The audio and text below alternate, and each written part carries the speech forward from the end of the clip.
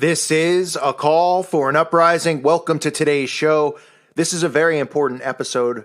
I don't have too many videos out there specifically detailing Crowley and his teachings, but I wanted to do one and show the connection between our current culture and how Aleister Crowley has affected our current culture, how he is still used in the mainstream, and his philosophies that he taught in his books and the secret societies that he was a part of are the main philosophies that the New World Order are using today.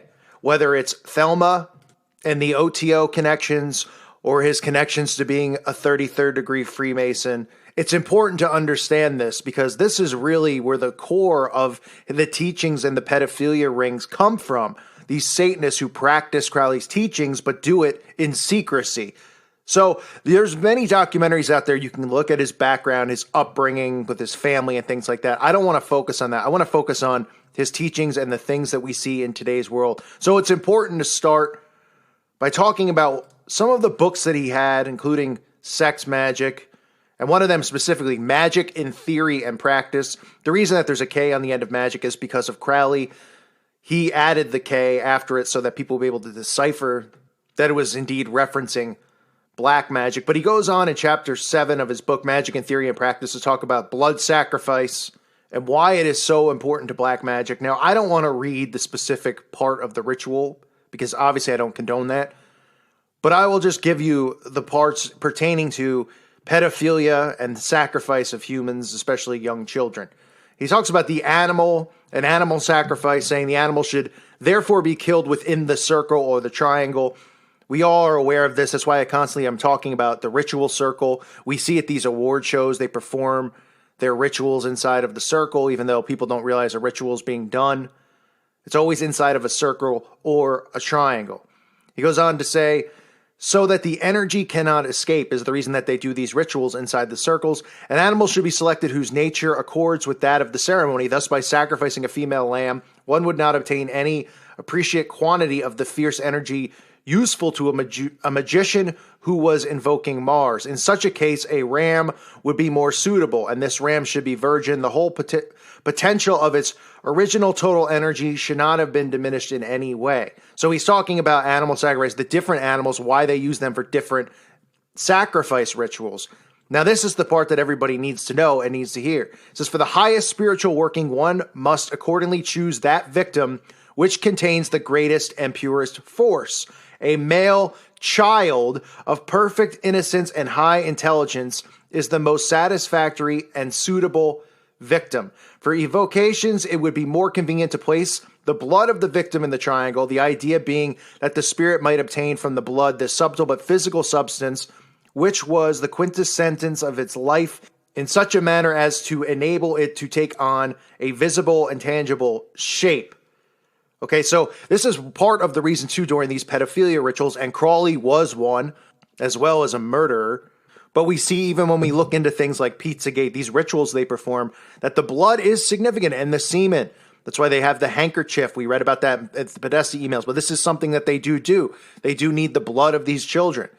Sometimes they are ritually killed. Sometimes they are just used as rape victims for trauma-based mind control. Nonetheless, he goes on to say, magicians who object to the use of blood have endeavored to replace it with incense. For such a purpose, the incense of Abramelian may be burnt in large quantities. The Tani of Crete is also a valuable medium. Both those incenses are very Catholic in their nature and suitable for almost any materialization. But the bloody sacrifice, though more dangerous, is more efficient, and for nearly all purposes, human sacrifice is the best. So these are some of his teachings that specifically pertain to child abuse and human sacrifice. Again, I'll read you the important quote just one more time so people out there understand. For the highest spiritual working, one must accordingly choose that victim which contains the greatest and purest force. A male child of perfect innocence and high intelligence is the most satisfactory and suitable victim. Okay, that is verse 95, chapter 12 of his book, Magic in Theory and Practice. He goes on to say, but the bloody sacrifice, though more dangerous, is more efficient, and for nearly all purposes, human sacrifice is the best, pertaining to performing these black magic rituals. Okay, so when some people out there, they talk about all of this stuff with pedophilia and the pedo rings, it is so important to understand that this is all being followed from his teachings. Okay, and was it going on way before then? Yes. Now, when Crowley was in Egypt on his honeymoon, he took part in magical rituals, which he claims to have received a message from an entity, and that entity communicated with Crowley, which enabled him or gave him the information to write the first 3 chapters of the Book of the Law, which is one of his most popular books. Now let's talk about some of the connections that we see today in our world with Aleister Crowley before we get into more of the garbage, filth, black magic that he taught.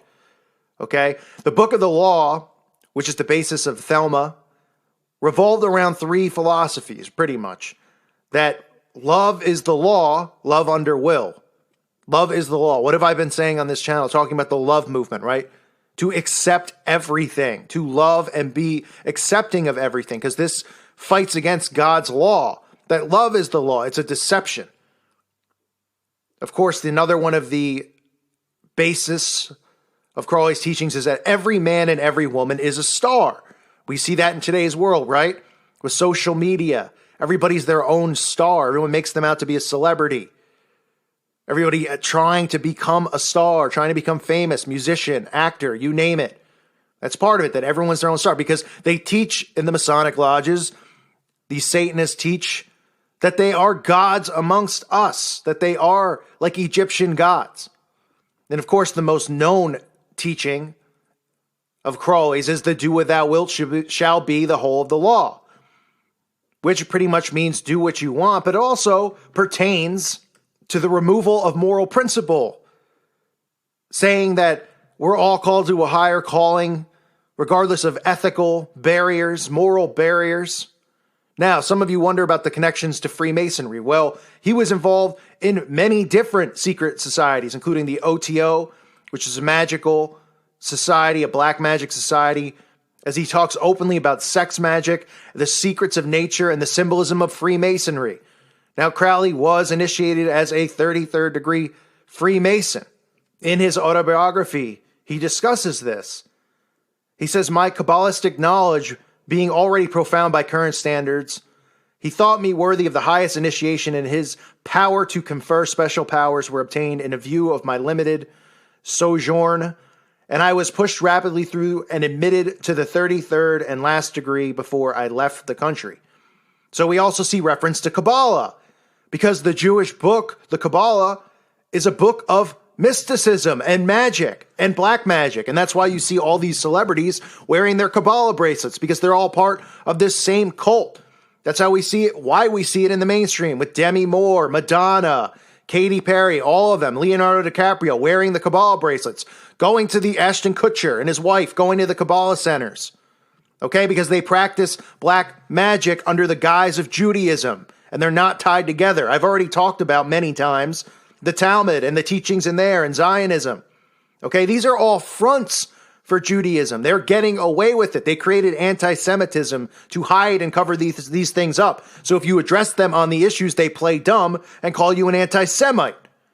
The fact of the matter is the Kabbalah teaches black magic. It teaches summoning of demons.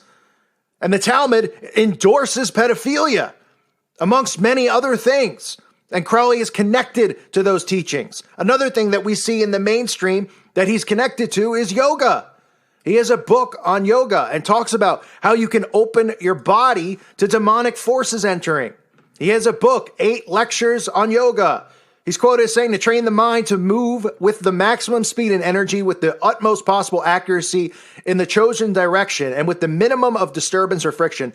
That is magic. To stop the mind altogether, that is yoga, which is why they perform yoga. Yoga is something that's huge in the mainstream, and it's another trigger because people come and they comment because I have a video about yoga. Many Christians out there have spoken about the origins of yoga.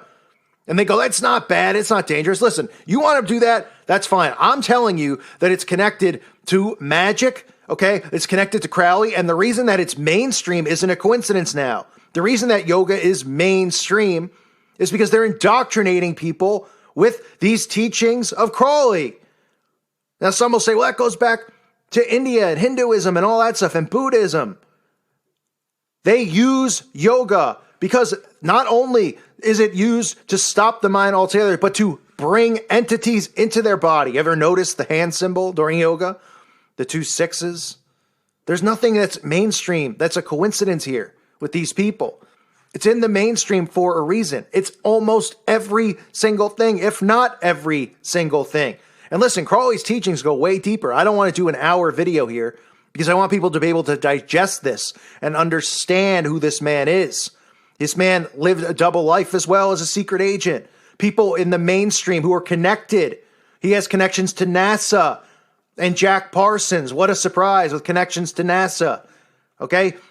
Jack Parsons, another OTO member, another Freemason. He's got connections to L. Ron Hubbard, the creator of Scientology. These people performed black magic rituals out in the middle of the desert. Why did they do that? Because they were trying to bring over demons and entities from the other side. They practice all sorts of pedophilia rituals, which are now being performed today. The OTO still does exist, but it's hidden from us. And people don't know who Crawley is, even though you'll see the things that he taught all around us, such as yoga, such as Kabbalah, the reason that it's being practiced so much more and more by celebrities. There's a reason that he's featured on the cover of the Beatles album. Not by coincidence. Jay-Z wearing his shirt with the Do Without Wilt. Led Zeppelin featuring Crawley. Jimmy Page of Led Zeppelin buying the house where he performed these rituals. Because all of these people are Satanists. They all practice and participate in these black magic rituals. And there's many divisions within the occult. There's the OTO, Masonry. These people are members of many different ones. Crawley was a member of so many different covens and cults. He was thrown out of some, allowed to remain in others. We know about the cult of 777. His book 777 and other Kabbalistic writings of Aleister Crawley, the number 777, we see in the mainstream. It's another one of those numbers like Skull and Bones, like 322. We see Michael Jackson, even in a photo, having 777 randomly on his arm. It all ties together. And these are just some of the things that people need to know about him. I'm not going to go into a 2-hour lecture about all his teachings and stuff like that. Because, listen, magic is magic. It's bad. It's no good. But it's important to realize that these Satanists who follow his teachings, who pretend that they don't know who he is, they pretend that they follow the Anton LaVey teaching, the soft version of Satanism in the Satanic Bible. This is what they follow. These are the rituals that they're doing. And it's inside of the Kabbalah. Okay, it's inside of the Talmud. It's hidden under Judaism. It's hidden under other religions as well. That's why yoga's in the mainstream. That's why we see the do without wilt mindset, right? And those 3 important things that he was teaching. And Thelma, do without wilt shall be the whole of the law. Love is the law. Love under will. These are the same themes we see now with the New World Order. Love everyone. Love everything. And what does it do? It corrupts people's minds because we're taught as Christians to love our neighbor. We're taught to love and to forgive. But this is a different kind of love they're talking about. This is a deception is what it is, because the Antichrist is going to come in the name of love and everyone's going to be deceived because they want love to tie into tolerism and being tolerant of everything so that we have transgender human dragons walking around. So we have 5-year-olds deciding that they're going to take pills so they don't go through puberty. Do without will shall be the whole of the law. We have a society that does what it wants. Every man and woman's a star. Look at what Facebook and social media has done to everyone. Literally, everybody thinks they're a celebrity. Their focus during the day is, what am I going to post on my Facebook? I can't wait to make dinner so I can take a picture and show everyone what I'm eating. People won't admit to thinking that way because they don't realize they're under mind control because they're too prideful. But they've turned everyone in their own mind into a star, and they knew they had to do this to continue to pull the wool over people's eyes because they know naturally that pride is a very bad sin to have. The devil was very prideful. Now we have a society filled with prideful people who in their own mind think that they are stars and who are trying to become stars. So all of this stuff we still see now. We see the symbols. We see the Baphomet, okay, with Aleister Crawley. I mean, you want to talk about the Baphomet and how the Satanic Temple uses the Baphomet as their symbol, but they never address Crawley in the Baphomet. I mean, Crawley, known as the great Baphomet of the OTO, even signed would sign his name with the Baphomet and the Baphomet symbol, which I've exposed in this channel. It's all right there, folks. So for those of you who are new to some of this, those of you who go, well, why are these people so sick and they're pedophiles, but it's it's just a few specific people. It's massive because these are the teachings that they follow. And a lot of it gets taken from these false religions, like people who study the Kabbalah and Jewish mysticism. These are all satanic. They're all teaching people to practice magic. Yoga. I'll put it to you this way. If you hear the teachings of Crawley about sacrificing young boys and how that's the best to perform the black magic ritual, and you're someone who does yoga, and he has a book about yoga, you think maybe he put one and one together about magic and how he even talks about how it's used in magic to calm the brain down, but also to bring in entities to become under demonic possession. Again, this isn't a lecture on do this or do that. You could choose for yourself, and you could take the information and you could decide what's right and what's wrong.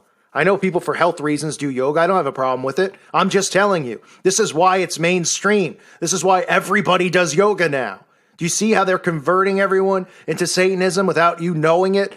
Because nobody knows his teachings and where the roots of all this stuff comes from. People say, oh, it's from, Indian culture and Buddhism and yoga and all this stuff. It's all satanic. If it doesn't come from the Bible and it's not preaching that Jesus Christ is the Messiah, then it's a false religion. That's a fact. So this is Crawley and some of his teachings. For those of you who are wondering, the connection into pedophilia, the connection into Hollywood, the connection into, what a coincidence. Jimmy Page buys his house. We have Jay-Z wearing his shirt. The Beatles have him on the album cover. They're showing you this stuff in plain sight. If people knew these quotes about him and his black magic and about performing these sex rituals with kids and boys, which they continue to try to hide. They try to put false information out there going, 10 things people get wrong about Aleister Crowley. He was never a pedophile. You could read it for yourself in his own books. They try to hide it by having blogs out there. If you Google search it, swamping the search engine with lies. They know what's in there. They know that it's there. Of course they don't want people to know that, because then people will go, but if this guy's promoting pedophilia and having sex with kids and murdering them, why is he on the cover of the Beatles album? Why did they say that he was a hero? The Beatles talked about him as if he was Jesus, as if he was a hero and a great man. It's disgusting. It's disgraceful. And this is just a little information about Crawley and how you can see his teachings in our current world. It's important to identify the enemy because it's all over the place. I thank you for listening to today's show. God bless all of you and your families.